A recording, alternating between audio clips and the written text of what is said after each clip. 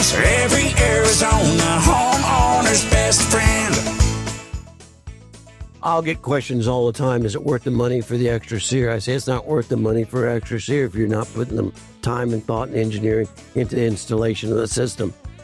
The highest SEER rating installed poorly is the equivalent to a ceiling fan turned off.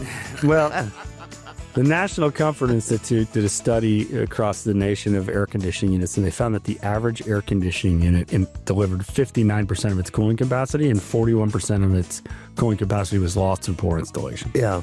So, you could go buy an air conditioning unit online and probably pay a little bit less than you could a reputable contractor.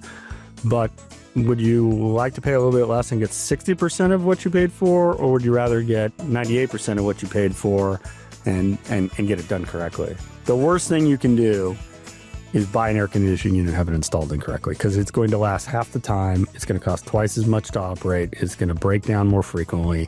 Your house is going to be more uncomfortable.